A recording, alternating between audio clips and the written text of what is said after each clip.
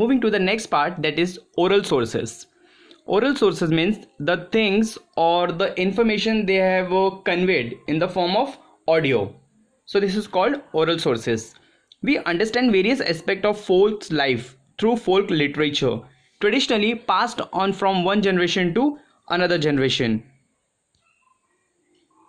or from generation to generation. So as you all know, folks life, people are having different aspect of life, so they are changing as per the time changes, as the even the things also changes. So when the people were having a different literature of writing, so now they are having different technology to write the sources of history. So this passes from generation to generation. Some examples are oves, folk songs, pavadas, folk tales, legends and myths. Such type of sources are called oral sources of history. So there are different songs has been written in different languages. There are pavadas. Pavadas means they have also narrated some of the story of Shivaji Maharaj and Afzal Khan. You can take example. There are different stories, folk tales. There are different legends about the people, and there is a different myths. Such type of sources, they are called as the oral sources of history.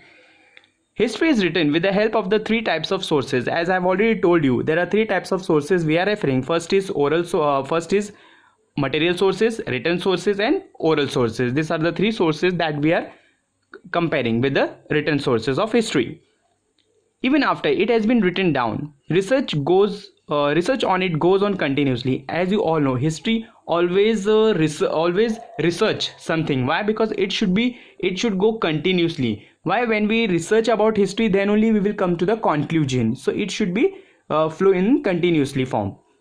Now sources and information come to light through the research. When we are researching something, then only we come to the conclusion. Okay, this happened.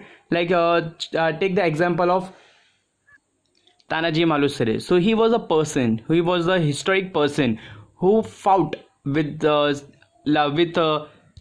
fought with his enemy. So we have to find which the person, or what kind of a person he has fight with that person. So all that information we have to research. Then only we will come to the conclusion. He has fought for the Shivaji Maharaj. Why? Because he was actually a real person, a great person. He was actually.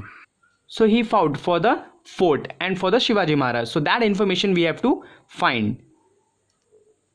Then history has to be rewritten accordingly. So history has to be rewrite. We can see that our history books and those of our parents and grandparents differ to a certain extent. So our parents should also understand the history. Why? Because in olden times, grandparents used to tell us a story, and that story has to be passed from one generation to other generation. But we have to come to the conclusion that our grandparents is telling story about the god, but we can assume, but we cannot apply it. Okay, yeah, this story is having some of the truth. Why? Because if we find the truth, then only we will come to the conclusion, yeah, that story is a means it's a real story. But our parents used to tell that story in the form of different way. Hope you have understood this lesson.